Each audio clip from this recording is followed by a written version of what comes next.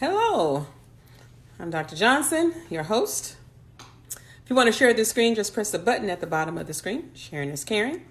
And if you have a friend that you think should hear this message, just tag them.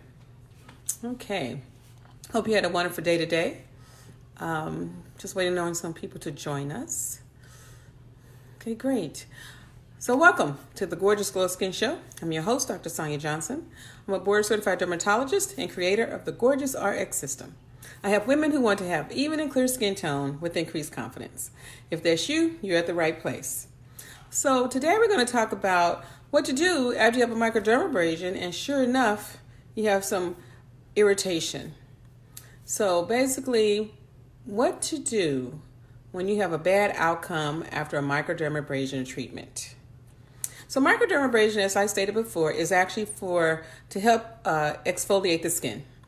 And it uses crystals to do that. So the crystals can be cut in a way that is very sharp or a little dull, depending on what number your esthetician or your spa will purchase. And what it does, it shoots crystals on the face, it sucks it back up, and that the crystals interact with the skin, causes exfoliation, as well as it microscopically traumatizes the skin, and over time the skin remodels itself. So it really does a good job. It's wonderful for acne, especially the white and blackheads. It's good for the natural glow that you're trying to create. If you have a lot of dead skin on your face, you just want to exfoliate, get rid of that dead skin, it's good for that. So it's good to help remodel the skin, like I stated, in a natural fashion. So if you don't want any chemicals on your face, this is perfect, okay?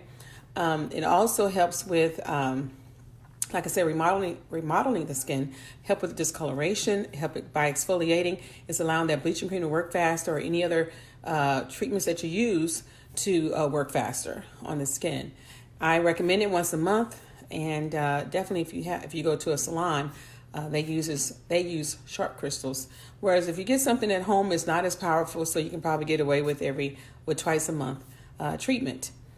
So the thing with microdermabrasion is, again, the crystals being sharp. So if the crystals are too sharp for your skin, especially if you've been using an exfoliating product at home, and you go in and get a microdermabrasion treatment, that may cause too much exfoliation, and it can lead to definitely irritation, but more of an abrasion of the skin. So, and heaven forbid, afterwards you put a product on that has alcohol in it, it's going to burn, okay?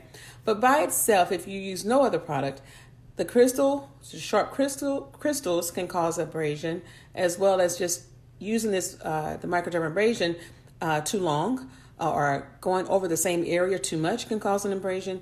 Or you just don't need that much of a microdermabrasion treatment at the time because you've been doing something at home. All those reasons can lead to an adverse reaction or adverse situation for you. If you have abrasion from this microdermabrasion crystals, what you want to do is use something soothing. So water may even burn your skin, but use an emollient. I like ointment-based products, Vaseline-based products, because everything else, your lotions, creams, heaven forbid, gels or foams, all have usually alcohol in it, some type of preservative, and preservative is alcohol-based. And if you put that on an area that's open or really sensitive, it can burn the skin. So I recommend an emollient, such as Vaseline or something that's a Vaseline-based product, to put that on. I like mild steroids, and it'll help heal up the area. Now, initially, after you start using an emollient to help heal up the area, again, you may have to use it more often because as soon as it wears off, you'll feel the burning sensation again, or you'll feel uncomfortable. Then keep putting it on as often as you need to. But as the days progress, you'll notice that you won't have to use the emollient as much. And when it heals, you may have a brown or increased pigmentation in the area that will come off on its own. It's nothing. That's not what you want to do. Let the scab or the brown discoloration exfoliate on its own. And by, again, using an emollient. When you're washing your face, you're washing in a circular motion. Use mild cleansers. but keep it really simple. Once you heal, you may have a discoloration, but then you may not. It really depends on how aggressive the treatment was with the microdermabrasion. But just keep in mind, simple is better, and give yourself time, your body time to heal. Your body actually does a wonderful job of healing when you have a bad outcome. If you are left with a discoloration, again, I wouldn't add on anything else to about 2 weeks to a month after after the procedure was done.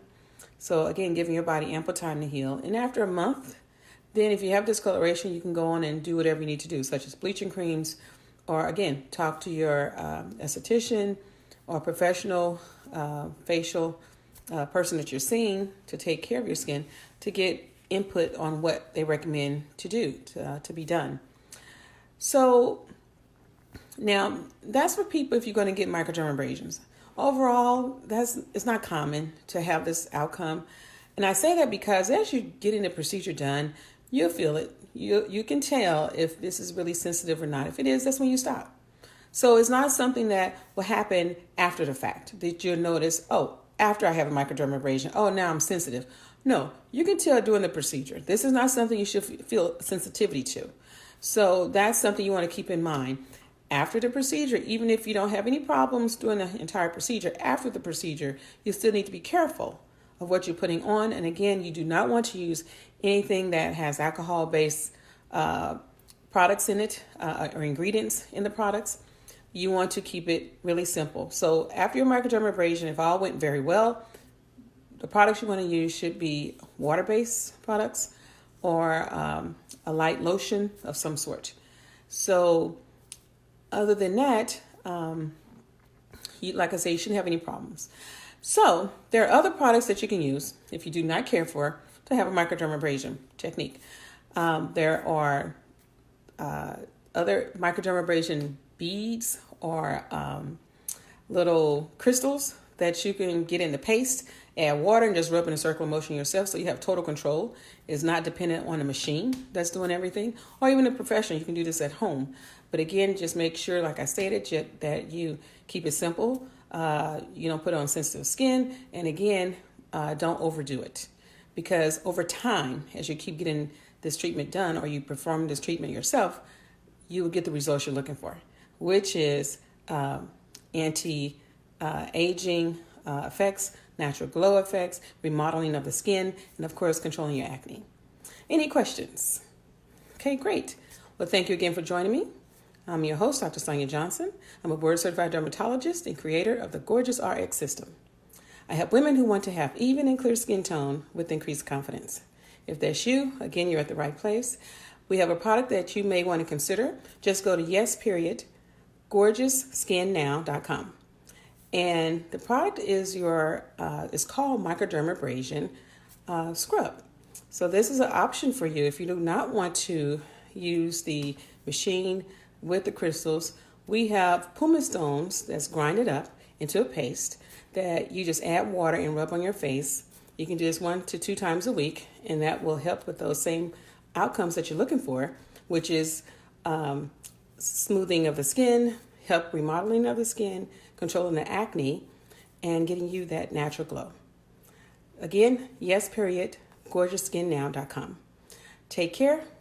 See you tomorrow.